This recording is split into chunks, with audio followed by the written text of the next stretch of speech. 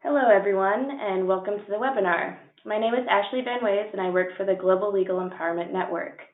It's Wednesday, February 7th, and today we are joined by environmental justice experts Kanchi Kohli, Manju Menon, and Meenakshi Kapoor to discuss how the guide complements the work of environmental groups and will help us to further understand the challenges faced by practitioners in the context of current political and developmental trends. Before we get too far into today's proceedings, I have some brief housekeeping. Firstly, take note that this event is being recorded, and we will share the full recording and highlights later on our website.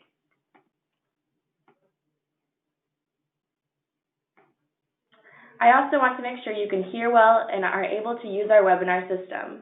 Please look for a questions pane where you can type in your question and communicate with us. Feel free to try it out. There's also a button for raising your hand to get our attention.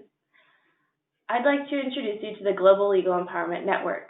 The network is a growing community of more than 1,400 organizations and 5,000 individuals from around the world who are working to advance justice, be it in land rights, citizenship rights, the right to health, or education, or any other sector where injustice persists. Through the network, practitioners from across all regions and disciplines are able to come together to collaborate and learn from each other. We share ideas, challenges, best practices, and resources through both in-person and online events. How do we do this? The main way our network members connect is through an online discussion forum where we discuss problems and share ideas, solutions, and opportunities. We also learn from one another through webinars like this one and in face-to-face learning exchanges, leadership courses, and other online events, of which we announce on our discussion forum.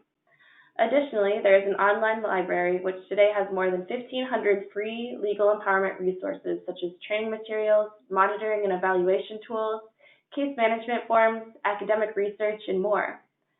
Last but not least is advocacy. We work together to campaign on issues that affect us globally and nationally, such as our campaign that helped to ensure the United Nations Sustainable Development Goals, including goals specifically on access to justice.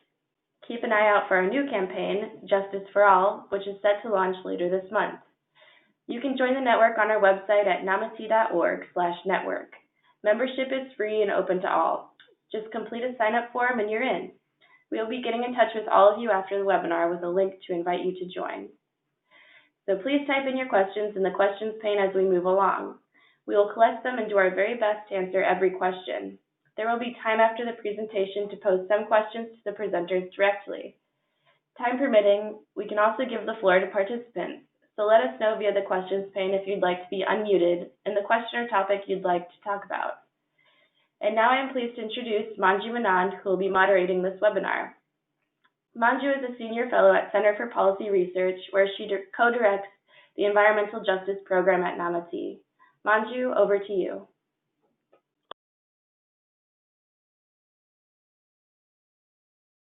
Thanks, Ashley. Hello to all of you who've joined this webinar from very different places. We're really happy to have this opportunity to share some of our work with you through this presentation. Can we start with the first slide, Ashley? The next one. Hello? Yeah, great. Yeah. One of the areas of focus for civil society that's been involved in environmental issues in different parts of the world has been the field of environmentalism. This ranges from work that promotes making green choices to advocating against large-scale or intensive development that affects natural resources like water and land. Another related field of work has been the environment justice field, a very large and prominent field of work for most environmental activists, which has largely been concerned with the citing of harmful projects in specific geographies and which affect already marginalized groups. Now, this work has also included the work on the theme of public participation in decision-making of development projects. Both these broad areas or broad movements, I should say, have addressed the routine impacts of already operational development projects only to a limited extent. Most often, these these routine impacts have come to public attention only when serious disasters or accidents have occurred. Until such a time, communities that share the neighborhood with large projects have usually dealt with ongoing impacts, like it's their bad luck or destiny. This is the case even though every country now has numerous laws and regulations to govern the environmental performance of projects. Throughout the 1990s, many countries adopted these regulations that govern the grant of conditional approvals to projects. These regulations put the onus of compliance to several environmental and social safeguards on the approved units. We've had the case of a coal-fired project recently, which was set up on a sensitive coastline. The project was approved with 131 conditions. The question is whether any of these safeguards are of any use to communities who live around such projects. Ashley, the next one, please.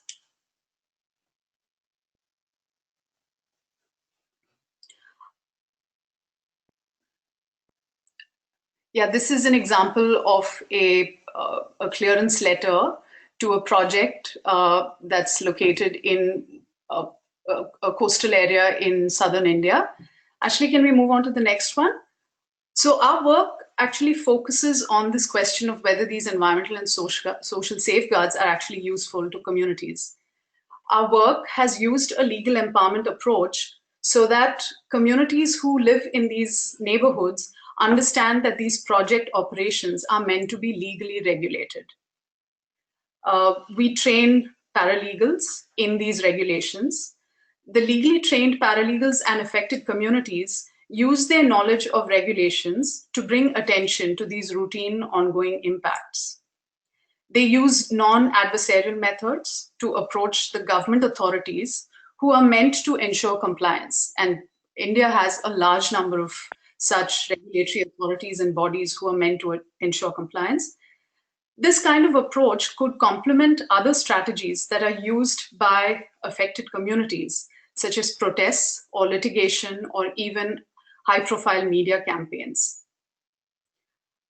This work allows us to emphasize accountability to rule of law. This is actually a very important requirement because it helps us stay out of how most conversations go on development. It's usually about whether you're pro or anti-project or development. Finally, this work helps us shift the discourse from target-based project approval rates. This is usually how governments frame or look at the approval process itself in terms of how many projects they've been able to clear or approve in a particular year. It helps us move from that kind of a target-based approach to look at qualitative of many of these projects. I'll hand over now to my colleague, Meenakshi, who will take us through this new guide that we've just put together on this work. Thanks, Manju. Ashley, can you move to the next slide, please? Next. As Manju shared that I'll be sharing what the guide actually contains, and I'm hoping some of you have already seen the guide, read the guide, and some I'm hoping that after this presentations you will be interested enough to go through it. Next slide, please.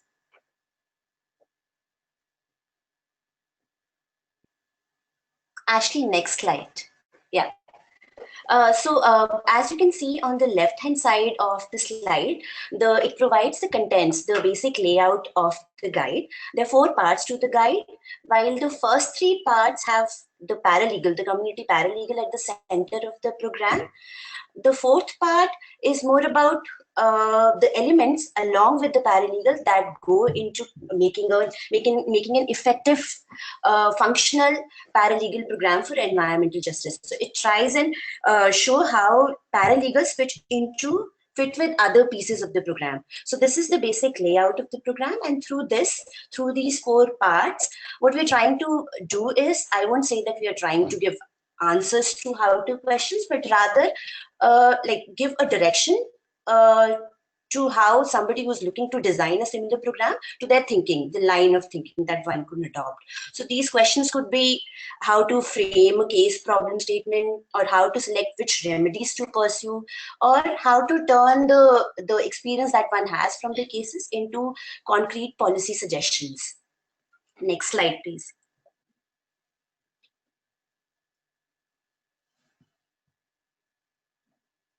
Hi, Manju. Manju, sorry to interrupt, but it seems that we're having some audio issues.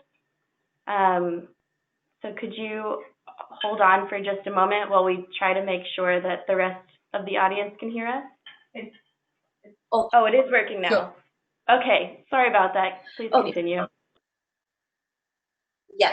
So as I mentioned earlier, that through this guide, we are not really offering any answers, and I'm just like building further on that point, that this guide doesn't recommend a paralegal model for environment justice. Whatever we are suggesting, we are only suggesting the things that one could consider while designing a program. And so the whatever we are suggesting in the guide, these are not the things that are set in stone. So one could work around those, build on those, and make changes. So going further, as it's been already mentioned that the program has been running for the past 4 years, and we have had as many versions of the case form. And this was for this was basically to accommodate the understanding about the context that we were working in, and also accommodate the changes that we were making to the methodology while we were trying to build that understanding into the methodology. So the case form needed to speak to the methodological changes, and also reflect those changes and the context that we were working in. So having said that, the case tools, whether it's a case form or case database, they need to be customized to fit the work context. Next slide, please.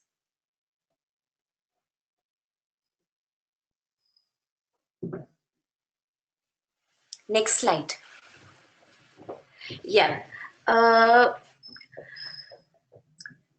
While the guide recommends a criteria, the chill criteria for selection of cases, or to prioritize in cases, we've also come to realize that sometimes matrices that talk about the strengths and weaknesses for different options, for different parameters, could also be used to select cases. This is particularly so that sometimes the criteria may limit our selection, or may limit us what kind of cases we can take. But when we choose to have a matrix that gives us a flexibility around what kinds of cases we want to take up, whether a case with individuals as clients would work, or a case with communities as a client would work better. So that if we have the pros and cons of these parameters laid out, we can decide based on that as well, instead of limiting ourselves to a fixed criteria. Next slide.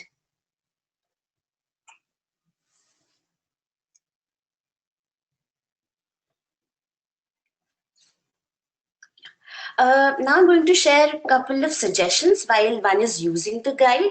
One suggestion is that don't miss the annexures, because they have the important things such as sample letters when the paralegals and the communities together make complaints with the government offices, or letters that give some concrete policy suggestions which are drawing out from the cases. Also on Namati resource library, there are some very useful resources. For instance, our case form, case tracking form, and also a note on ground truthing methodology, which is a process of assessing the ground situations, along with comparing the ground situation with what is there, what the environmental regulation prescribes to different permissions and consents. Next slide.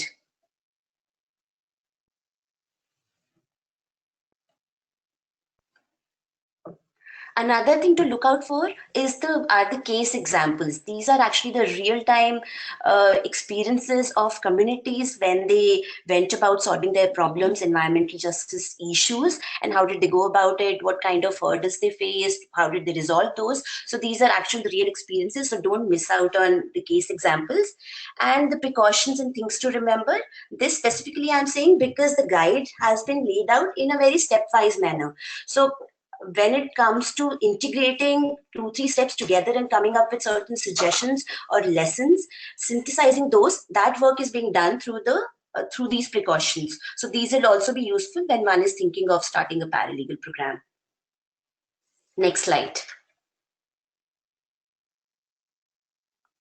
Last suggestion from my end is that there are certain key differences when one is going through the guide. You would notice those. One is that how to identify community partners or at times from a group of people who are affected.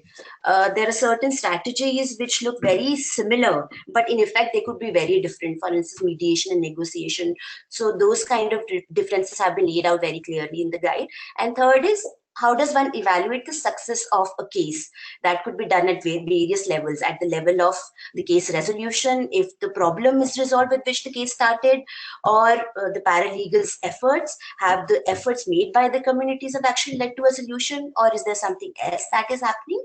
And also client empowerment, which is the main goal of the program. Our community partners or clients are empowered after or while working with this methodology. That's it from my side. Now I'll request Kanchi to share the key challenges that the program has faced. Thanks, Meenakshi. Can we move to the next slide? Yeah, thank you. So I think what I'll just try and share is a few practical experiences when it comes to undertaking paralegal work for environment justice, and especially with the legal empowerment approach.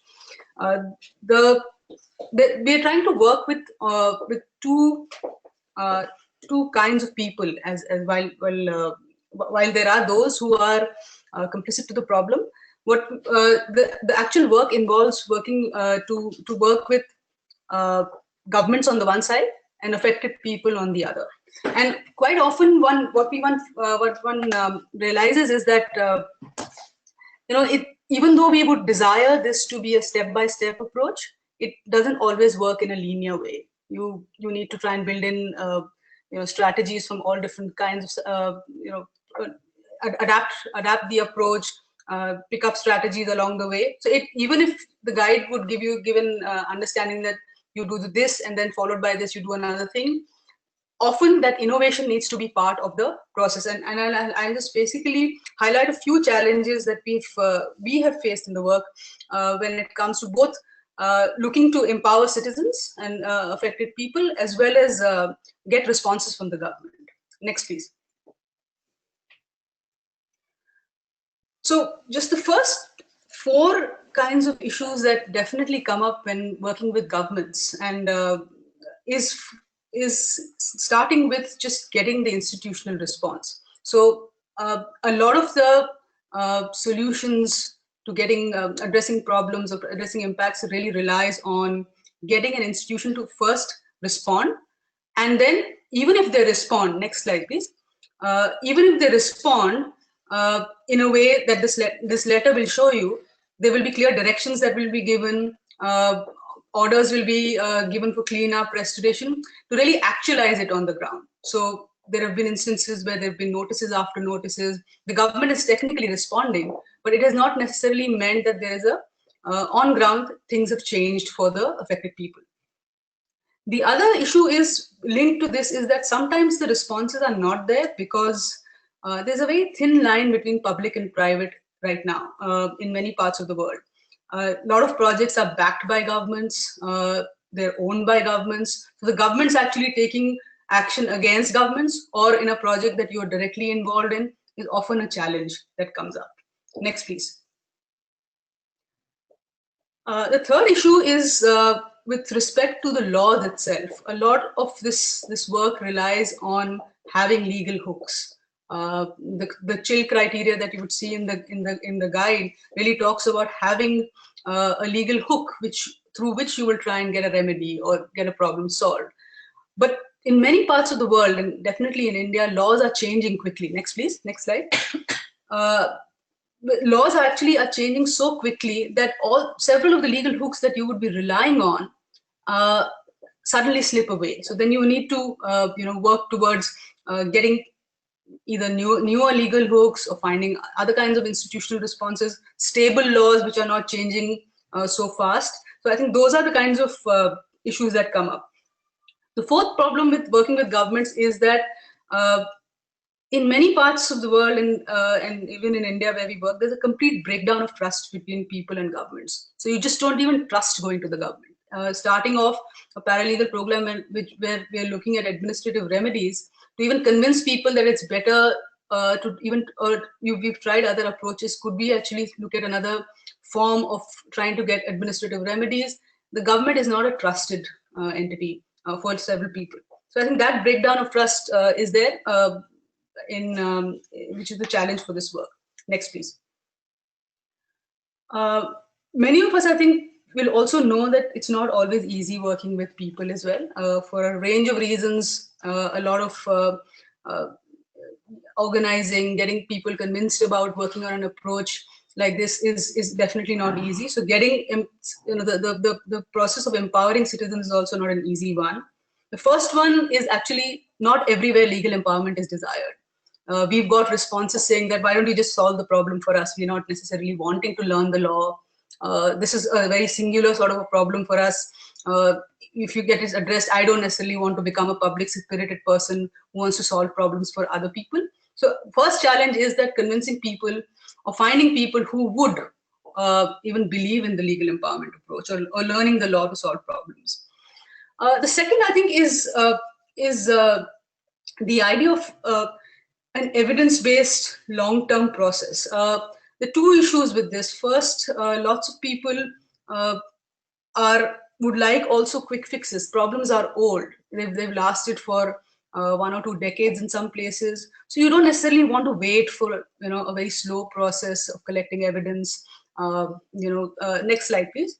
So a lot of the methodology is about ground truthing, collecting evidence, ensuring all the right paperwork is there, finding the right institution where you would direct these answers, the responses to. That takes time. And I think that becomes a problem. The other issue with this evidence-based long-term processes is that sometimes affected people are much stronger in telling their impact stories rather than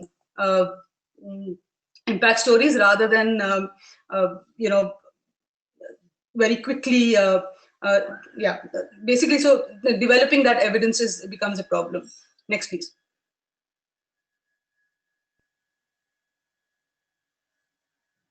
Next.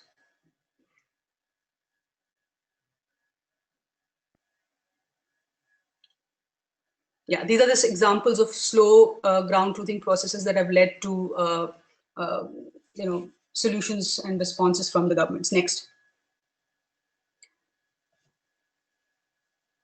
The last 2 points I'd like to just share with working with affected people is that about what do we want to do about the problem is often a challenge. Even within the affected community, not everybody wants the same kind of solution or remedies. How do you actually ensure that the solutions that we are asking for are not just displacing the impact from one place to another? There are different. How do you deal with difference of opinions? So I think that becomes a challenge. And finally, I think issues of gender involving women in this process. A lot of these processes are seen as a lot of issues of land, laws. First set of people that you encounter are men, sometimes even young people and young youth of the village, which is very good, but it often becomes a challenge to involve women in this process. So even the process of empowerment for both cultural differences as well as how these matters have been dealt with traditionally in these places becomes a challenge for this approach. Yeah, thank you. That's the presentation we had from our side. It'll be great to have some questions. I think we can take several questions now. Since we have about, we have enough time.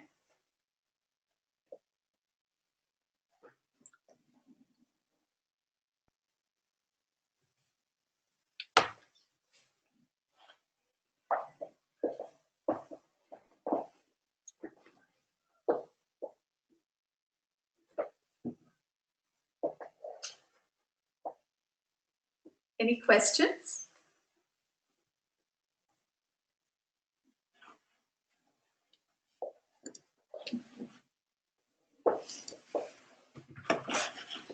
Hey Manju, I'm Yeah. putting all the questions on the document I sent you.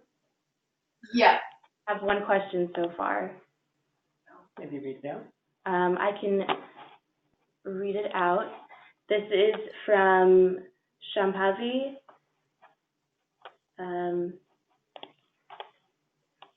Okay, this sounds like a decentralization of the justice-seeking process, a bottom-up approach, if you will, to help increase the reach of law. What are the strategies that trained paralegals could employ to resolve a case? Could you give some examples from your experiences with paralegals and community justice?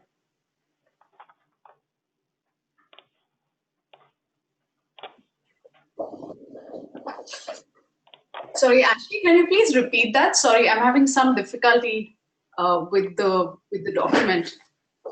Sure, no problem. I just sent it to you again. This sounds like a decentralization of the justice-seeking process, a bottom-up approach, if you will, to help increase the reach of law. What are strategies that trained paralegals could employ to resolve a case? Could you give some examples from your experiences with paralegals and community justice?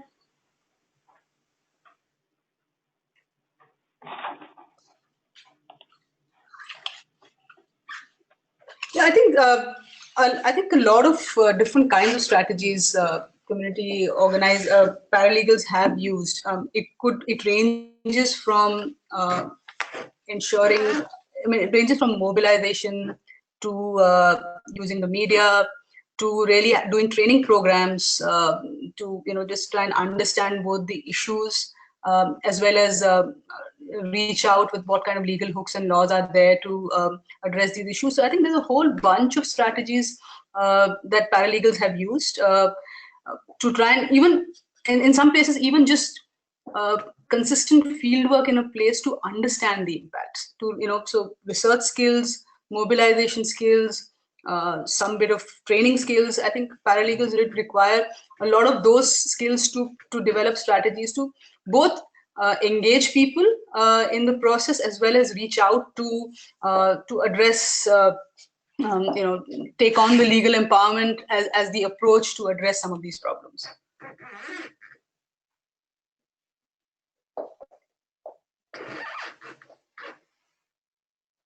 Yeah, sorry, I had some technical difficulty with this document. It's open in front of me now. There's not. I hope this. I hope Kanchi's sort of touched upon the answer, but maybe we can take a couple more questions and then sort of go back to it. There's a question from Saumya Singh. How do you go about sensitizing people over the environment laws, especially when you said that people often don't wish to know the legalities behind their wants? Do you want to take that, Kanchi? Yeah, I think the starting point is to really talk about laws that are linked with people's direct problems, the immediate problem that they have at hand. And I think paralegals have attempted to only talk about the law, which will help resolve that particular problem. And it's only through that process that when people are convinced that using the law or using the administrative process could get them the remedies, then the next step about why don't we learn other laws? Why don't we try and even understand other kinds of impacts which we could address together? So the starting point, I think, is even to just get people interested in the idea that using law and understanding and using law could help in address a historical problem. Do you want to add to that? I just wanted to share an example that how recently in Gujarat, seeing that how like one community saw that how the other community, nearby community was using the law and resolving their problems, there was a demand from this new other community about a training on Right to Information Act. So seeing that knowing the law actually helps, People are coming up with their own suggestions on what kind of trainings they want or what kind of new learnings they want. Yeah. Another question from Olivia. Do the paralegals take an active role in reaching the community to see what enforcement problems there might be, even going as further as suggesting what issues there might be? Or do they take a passive role, waiting to be contacted by the community and acting on their mandate? Do you want to answer that, Meenakshi? We have tried both actually. Initially, when we started the program, at that time, even our paralegals by themselves, they didn't really have actual experience of solving the cases. So even their trust in the law needed to be built, and they also needed to be sure that the law can be used to solve the problems. So we had to reach out to people. We were doing trainings, we were doing street plays where we would talk about, and initially we were only focusing on 1 or 2 laws, which they would talk about how this law can help people. And then once we started talking about the law and where these laws have spaces for communities to secure their right to livelihood or their right to have a decent living, then they started bringing their problems to us. And now that the system is like, it's been 4 years into the program and people know about our work and the communities are pretty familiar with the work, and even the paralegals are quite known in their area. Now communities by themselves ask us about if we could help them in the problem. And sometimes paralegals don't really know that particular law that would be required to solve a problem, or they would not even know how to go about solving the problem. And this way, even the paralegals are learning which other new avenues or laws to look out for, or we need to learn more about. Yeah. You want to add something? No, that was great. There's another question about how do we bridge the gap between the government and community? Can you please share some examples? Ranjini? I think the biggest challenge is to ensure that the government, which is usually in their offices and would receive a letter and might not respond to it at all, the idea is, the first thing is to even ensure that the appeal that gets to them is persuasive enough to push them to get out of their offices and actually come to the site to really understand, see the problem. So the starting point is just that. I don't think there's a great formula for this, but I think persistence definitely pays in this.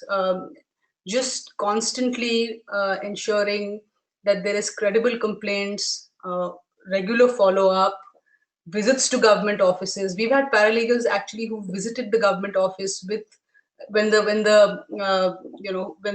has not been a response, sat down in the office, worked with spoken to the government with clear evidence to say, sir, actually your conclusion might not be entirely correct, because I'm telling you this is exactly where the site is and the problem is present in the site as on date as I'm talking to you. So I think that evidence definitely has a very important role to play in persuading the governments. And I think through this process, both with paralegals and affected communities, there is that thing about, there is that process of even building the confidence to be able to walk into a government office, sit in front of a government official and be able to argue out your case with a conviction. We often speak about it in terms of, can you actually describe the problem in one sentence rather than a long story, because a lot of government offices don't have the time to listen to long stories, much as they're extremely important, full of experience, full of a lot of different kinds of emotions. But government officials don't have time. So very crisp, clear way you could do it. This is not to say it works well everywhere. Even sometimes entry into government offices is difficult.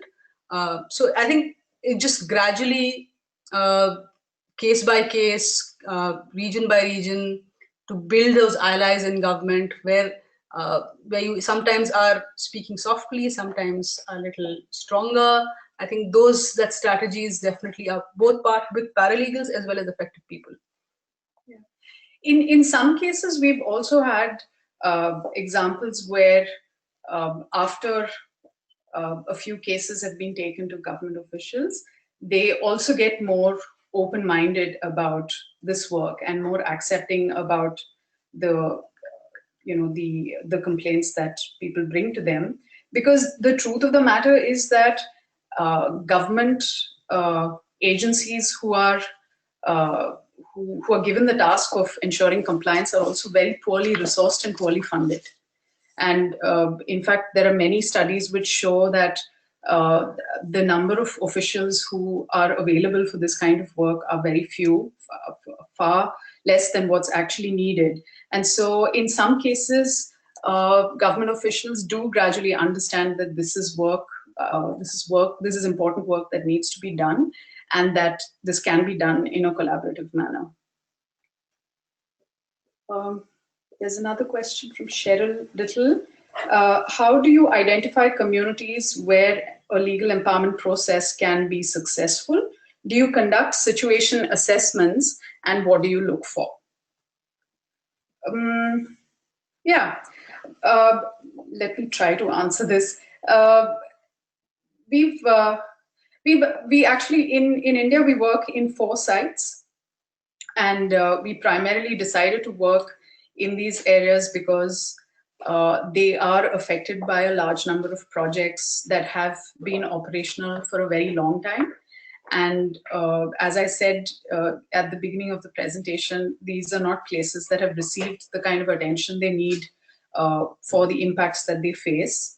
And so to some extent, our sort of decision to work in these areas has been dependent on the developmental situation in these areas, not so much in terms of whether communities would be open to a legal empowerment approach.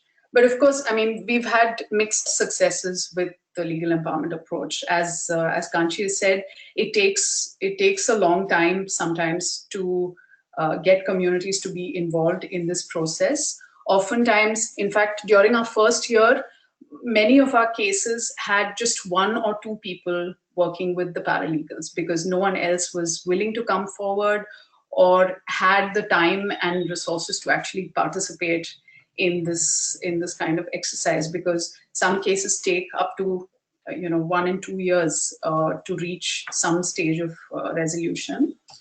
And so, I mean, so far we've mostly worked in these 4 sites, but of course, going forward, it would be necessary to conduct some sort of assessments about where this work might be more possible to do.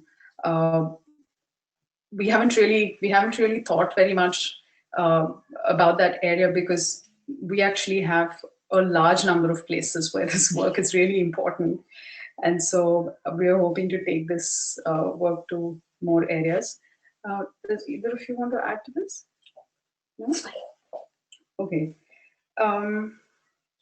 Then there's another question. In considering different types of remedy strategies, what are some of the key criteria or factors you would focus on? Kanchi or Meenakshi? I mean, I can try. I think some of the things that we have definitely thought of practically is that those which are not necessarily a one-time, so like the problem, the remedy should be such that it is long-term. So the idea of using legal compliance as an option is that you hold the person causing the problem accountable in such a way that this is not the solution is not reaching you as part of a corporate social corporate social responsibility response. It is very much holding the person causing the problem accountable, so with a long-term solution that they are pushed to reach out on. The other thing I think is definitely that what we faced in a few things is that sometimes the remedies that are actually presented before people are those that just displace the impact. So if you stop dumping fly ash in one person's farm, all you need, in order to, when you stop doing that, you just picking that up and throwing it somewhere else. So it's just displacing the problem from one place to another, or for that matter, and if effluent discharge open channel is converted into a deep sea pipeline. So it's just moving it from land to the sea. So I think those are the kinds of discussions with affected people that it's not enough for us to get our problem solved, but it's not like whilst resolving our problem we're going to be throwing it somewhere else. So these are the kinds of discussions that we've had, but others can add on. I just wanted to add one more thing, that the experience with compensation. Like for instance, sometimes the compensation is offered as a fee that as a way to shut people up. Yeah, as a way to shut people so that they don't raise their voice about the problem again. While we have been maintaining that we are not against the compensation, but the problem that the people are facing should be resolved. And compensation, yes, if people have suffered a problem for a couple of months or years in the past, the compensation is due to them, but not at the cost of having to continue suffering with the problem. Yeah. There's a question from Marlon. It's a lovely question. What is the role of community organizing in the work of the environment justice paralegals? Marlon, I'm so happy you asked this question, because actually a lot of the work that the paralegals do is community organizing. And this was one of the first things that we sort of recognized about this work, because India has a very, very rich history of community organizing work in different places, including in some of the areas that the program's presently working in.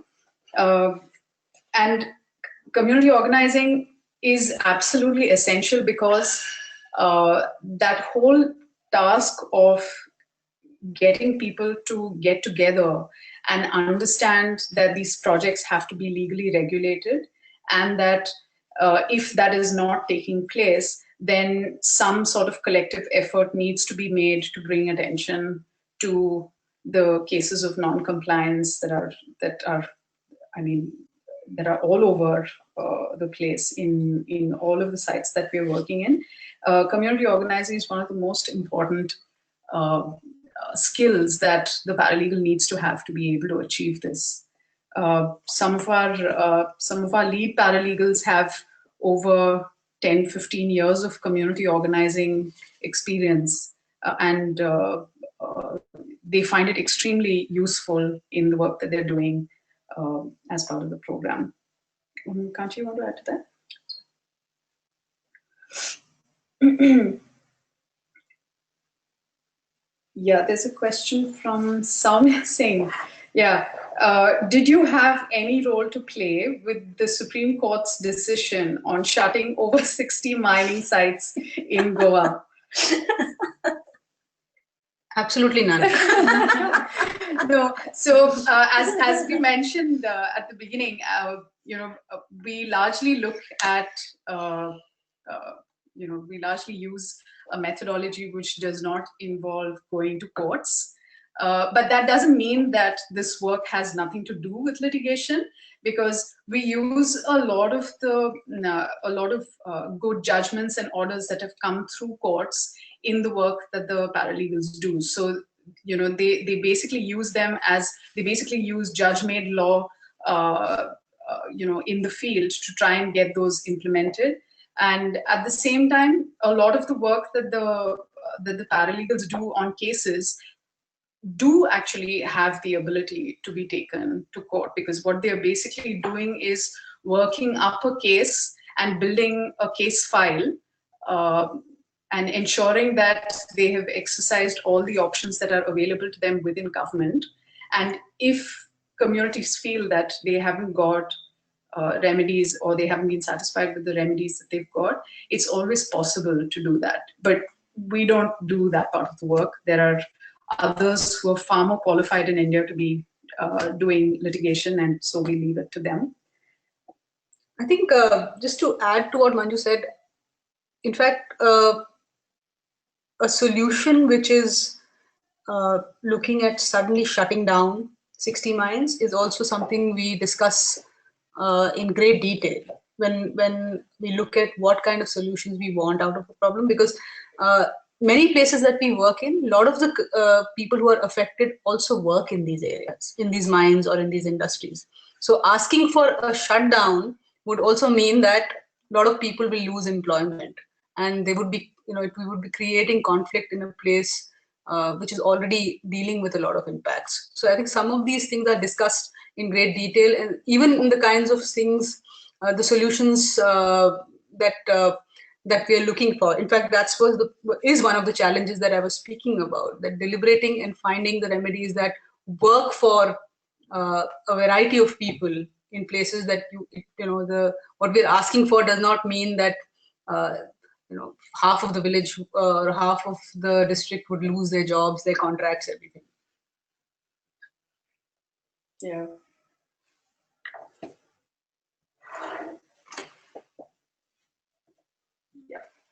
Yeah.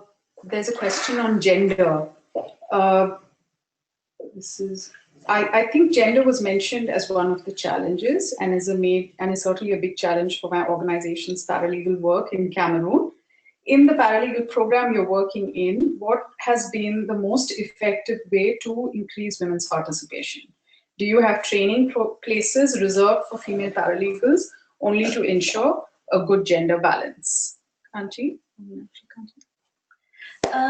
Couple of things that we have, like while doing the trainings, a few things that we have kept in mind is that, and these are like well-tried methods all across in development programs all across, it's like the timing of the training. If you do it during the daytime, morning time, women usually are busy around the time. So you have your trainings after, like sometime in the afternoon or early evening.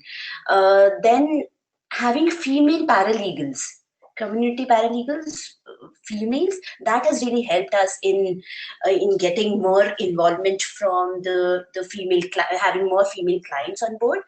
And we've also realized that certain kinds of issues somehow have seen more interest from the women. For instance, issues that are related to dumping of waste or pollution of contamination of water resources. So these issues have particularly been very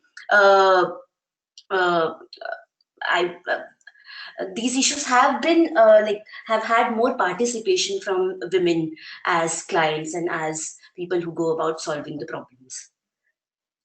Just to add, I think one thing that we've tried and to do is also develop partnerships with, say, local self-help groups, local women's organizations, where it is the work, the outreach to even reach out and assess the kind of impacts that women are facing, involving them in training programs, or even essentially going to the government offices and talking about this.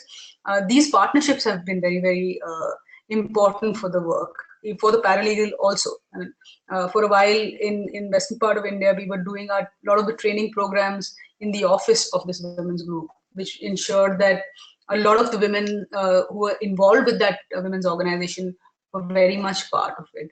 And finally, I think using training methods which are not, and this I think is partly for, in some of our cases has been very useful, is also not very dependent on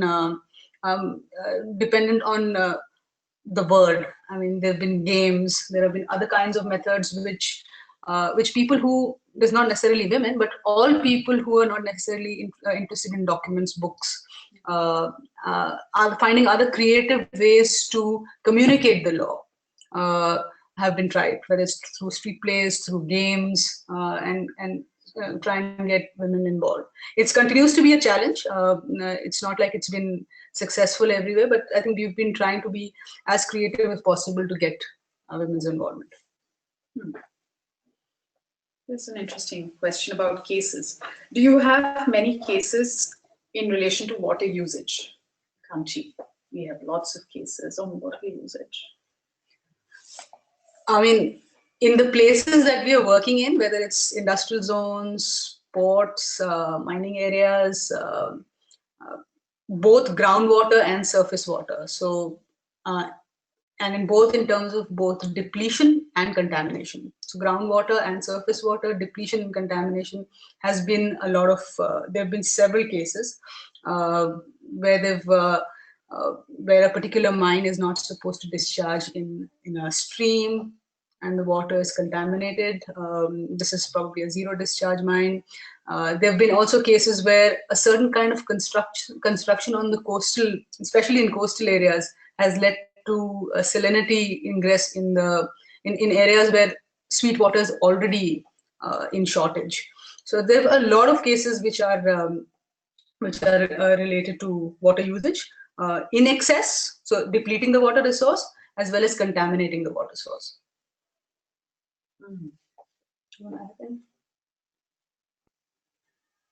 Yeah. There's another question. I think this is Soumya Singh again. I'm not sure. Don't you feel it's high time that all such environmental organizations in India form a union of sorts in order to hold greater legal power so you have more chances of getting your laws passed? Environmental organizations? Yeah. I think this is about, maybe we can talk about some networks. Yeah, I think for environmental organizations, there have been processes and networks. I think what would be very interesting is also, I mean, the challenge of the legal empowerment approach is that if affected people themselves come together and organize themselves as a forum to be able to deal with these issues. So there is a lot, environmental groups often have different kinds of strategies, but I think in many ways, through the legal empowerment approach, what one is trying to do is also move away from environmental organizations to affected people themselves coming together as a forum, as a long-term forum where the dependence on environmental organizations is itself reduced. I don't know if anyone of you wants to add to it. No, I think that's good. I mean, and even as paralegals become more and more involved in this work and realize the importance of keeping track of how laws are changing, who's actually writing these laws, what is the process by which these laws are passed. They, of their own initiative, they do participate in different kinds of networks and groups who are interested in these kinds of issues. So it doesn't, so there's a lot of network building that is actually very much a part of this work, because this work, as you rightly pointed out, does require the concerted effort of lots of people together.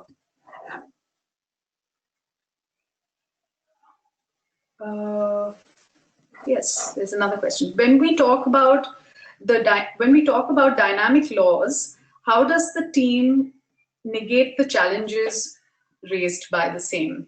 This is a very big challenge that all of us face, because our laws are being written and rewritten and almost on a regular basis, and it's even worse because we're actually dealing with regulations which are government-made law, where it's even easier for government to actually redraft or amend these laws depending on various factors, mostly political economy. But one part of our work has been to actually keep track of how quickly and how frequently these laws change, and what those changes mean in terms of the work that the paralegals and affected communities can do. It is indeed a very big challenge. We try very hard to keep track of these laws, but we're not, I mean, when the pace is feverish, when the pace of legal reform, so-called legal reform, is feverish, we often cannot keep track of all of these laws. But it's interesting now, because we have a lot more of us who are keeping track of these laws. There are also many groups in India who are, legal watch groups almost, who keep track of how these laws are changing. So we have a lot of help from many of these groups and networks who do this work. Can I add? Yeah, sure. I just wanted to add, if the drafts are issued before the law is actually changed, then we try to make the best of what is available. And if our cases could say something about that law and the experience of using that, and how the upcoming change would affect that, we also try and turn those case experiences into policy suggestions and give our recommendations to the concerned government departments. May or may not be accepted, but we try and use those opportunities as well. Yeah, as you can see, we love this topic. So I'll just to add, I think one thing that is very key, and I think it's come from the experience of the cases, is really keeping the pool of laws that you're dealing with to resolve a problem much as wide as possible. So if tomorrow one particular law just disappears, there is a whole bunch of other laws which have emerged through the case practice that you can use to resolve the same problem which somebody else has used somewhere else. So that safeguard, I think, the lack of response on certain laws has helped us build that safeguard, because then the moment there is no response, you actually jump to another law, another institution, because the idea is to get a remedy for a problem. Yeah. Okay, there's a question, and I think we might want to take this as the last question. It's almost a comment, which is, and it's an encouraging comment. You mean to convey reasons for law to the masses through peer relationship rather than approach it as top down, right? This is a lovely comment. Thank you very much for it. And I think in many ways this also speaks to the first question about democratizing or decentralizing the use of law, or the process of seeking justice. That is absolutely what the intention of the program is. It is to actually sort of take law, to not let law remain in the hands of experts, whoever they are, but to actually place it within communities, in the hands of communities, so that they can use this tool to respond to the problems that they're facing on a day-to-day basis. And it is actually interesting and also a doable project, especially with respect to environment law, unlike what a lot of people think, because environment's also being turned into a sort of an expert domain, because it involves a great deal of science. It also involves a great deal of standard setting and things like that. But in fact, environment laws are quite easy to follow. At least the regulations or the government-made law that govern the approvals of a lot of projects are actually quite easy to follow. And it's just a matter of identifying what the operational parts of these laws are, and then communicating that in creative ways to the affected communities. And since our paralegals themselves are from these affected communities, they're able to encourage many of their peers and their colleagues and people that they live with, that this is very much a doable project. Do either of you want to add? Yeah. So it's nice working with peers. Yeah. So I think we should stop there. Ashley, do you want to take over from here? Sure. Thank you so much. So this brings us to the end the formal part of our webinar. Thank you everyone for joining us, and thank you so much for the excellent questions and points raised. I'd also like to thank Maya Reddy for fielding all of our questions.